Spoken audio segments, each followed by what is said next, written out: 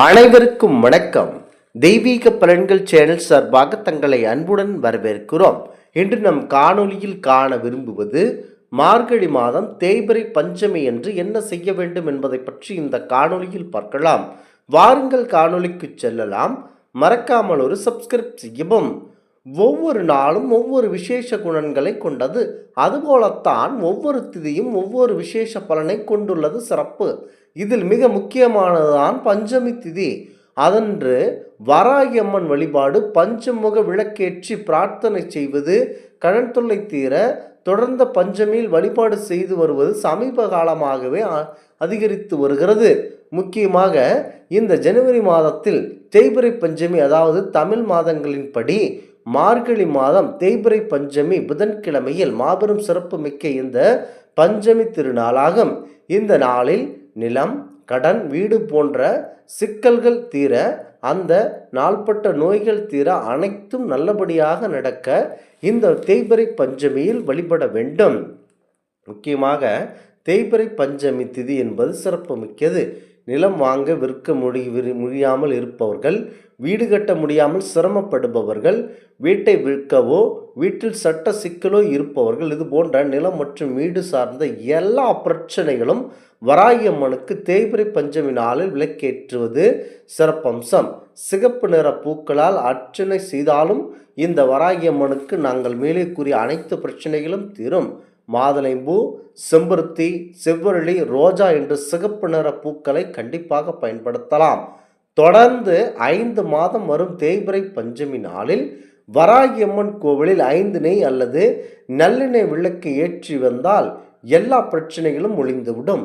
வராகி அம்மனுக்கு விளக்கேற்றுபவர்கள் செம்பருத்தி, செவ்வரளி, பானகம், உளுந்து, வடை, சர்க்கரை, வெள்ளிக்கிழங்கு, மாதுளை, சிகப்பு அவல், ஏதேனும் இனிப்பு பாயாசம் அல்லது வெல்லம் போன்ற பொருட்கள் ஏதேனும் ஒன்றை நைவேத்தியம் செய்யலாம். முக்கியமாக இந்த முக்கியத்துவம் பொருந்திய இந்த வராகி அம்மனை மனதில் நினைத்து கொண்டு தேங்காயில் நல்லெண்ணெய் ஊற்றியும் வழிபடலாம். நாள்பட்ட நோய்கள் தீர பஞ்சமி திதியில் அம்மனையும் தாராளமாக வழிபடலாம். விடாது விரட்டும் எதிரிகள் தொல்லை, தீராத கடன் பிரச்சனை, தீராத நோய்கள் என பல பிரச்சனைகள் இன்று ஏராளமோர் சிக்கி தவிக்கின்றனர். இந்த தொல்லைகள் அனைத்தும் நீங்க ஒரே ஒரு வழிபாடு உள்ளது. அந்த வழிபாட்டினை நம்பிக்கையோடு செய்தால் எதிரிகள் பயந்து ஓடி ஓடி ஒளிந்து விடுவார்கள். விரோதிகள் நண்பர்களாவார்கள். செய்வினை மாந்திரீக தோஷங்கள் கண்டிப்பாக அகலும். எதிர்பாரா விபத்துக்கள், ஆபத்துக்கள் ஏற்படாமல் காப்பால் அன்னை வராகி. நோய்கள் பரவாமல் இருக்க இரவு நேரத்தில் வராகி தேவியை வழிபட்டால் தொழில், வியாபாரம், அதாவது வழியில் ஏற்படும் எதிர்ப்புகள், எதிரிகள் என அனைத்தும் ஒழியவும் நெடுநாள் நோய் குணமாக வராகியை வழிபடலாம். தைரியம், தன்னம்பிக்கை கண்டிப்பாக அதிகரிக்கும். முக்கியமாக பஞ்சமி, அஷ்டமி, தசமி ஆகிய நாட்களில் அன்னையை வழிபடலாம். இரவு 8 மணிக்கு மேல் 10 மணிக்குள் வீட்டிலேயே வராகி அம்மனை நினைத்து வழிபடலாம். சர்க்கரை வெள்ளிக்கிழங்கு, எருமை தயிர், தேன் கலந்த மாதுளை, அன்னாசி, செம்பருத்தி, ஆமை வடை அன்னைக்கு மிகவும் பிடித்தமானவையாகும். வராகம் எனப்படுவது பன்றியின் அம்சமாகும். விஷ்ணுவின் அவதாரங்கள் இதுவும் ஒன்றாகும். அன்னை வராகி பன்றி முகத்தோடு காட்சியளிப்பவள். அம்பிகையின் முக்கிய மந்திரியாக விளங்குகிறார். வராகி அம்மனுக்கு 3 கண்கள் உண்டு. இது சிவனின் அம்சமாகும். முக்கியமாக மார்கழி மாதத்தில் வரக்கூடிய தேய்பிறை பஞ்சமி திதியில் ஆயில்ய நட்சத்திரம் போன்ற முக்கியத்துவம் பொருந்ததாகும். வராகியை வழிபடுபவர்களுக்கு எதிரிகளே இல்லை என்ற நிலை ஏற்படும். 5 பஞ்சமிகள், அதாவது 5 பஞ்சமிகள் 5 ஞாயிற்றுக்கிழமையில் தேங்காய் மூடியில் நெய் விளக்கேற்றி வராகி அம்மனை வழிபட நினைத்தது நிறைவேறும். அன்னைக்கு பிடித்த நிறம் நீலம், கருப்பு பவள நிறம், நீல சங்கு பூக்களும் கருந்துளசி வில்வமும் அன்னைக்கு ஏற்றது. முக்கியமாக இந்த பஞ்சமி நாள் அன்னையின் வலிமை கண்டிப்பாக அதிகமாக கூடும்.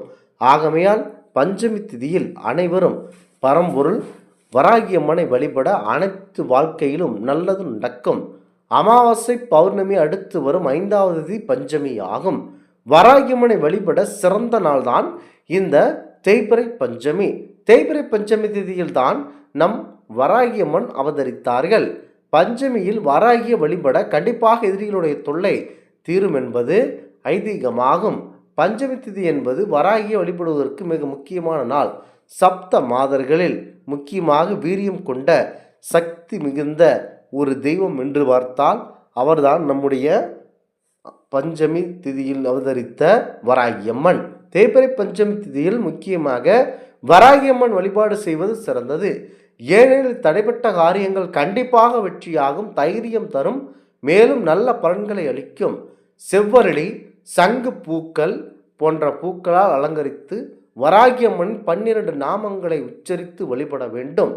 தேய்பிறை பஞ்சமி என்பது வராகியம்மனுக்குரிய தினமாகும். அவரது திருநாமங்களான பஞ்சமி நாளில் வழிபடலாம். முக்கியமாக பஞ்சமி, தண்டநாதேஸ்வரி, ஸ்கேதா போன்ற 12 நாமங்களை இதுபோல இருக்கின்றன அவர்களுக்கு.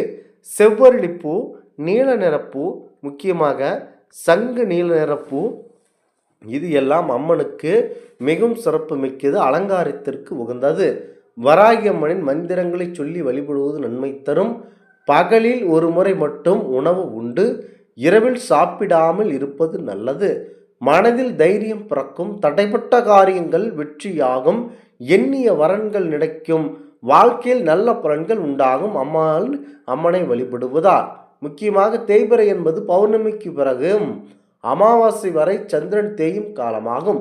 பஞ்சமி என்பது அந்த சந்திர மாதத்தின் 5வது திருநாளாகும். இந்த நாளில் வராகி அம்மன் வழிபாடு செய்வது மிகவும் சக்தி வாய்ந்ததாக வழிபடுகிறது. முக்கியமாக தேய்பிறை பஞ்சமி நாட்களில் அனைவரும் மனதில் நினைத்து கொண்டு வராகி அம்மனை வழிபட அனைத்தும் கண்டிப்பாக நல்லபடியாக நடக்கும் என்பது ஐதீகமாகும். பஞ்சமி என்றால் முழு நாளாகும்.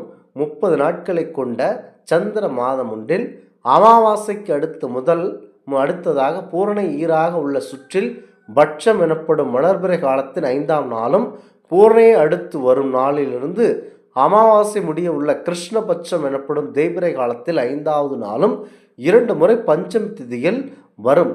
இந்த காலகட்டத்தில் வராகி அம்மனை கண்டிப்பாக வழிபடுவர்களுக்கு அனைத்தும் நல்லபடியாக நடைபெறும். இந்த ஆன்மீக தகவல் உங்களுக்கு பிடித்து இருந்தால் தெய்வீக பலன்கள் சேனலை கண்டிப்பாக சப்ஸ்கிரைப் செய்து கொள்ளவும். மீண்டும் ஒரு நல்லதொரு காணொளியில் உங்களை சந்திக்கிறோம். நன்றி, வணக்கம்.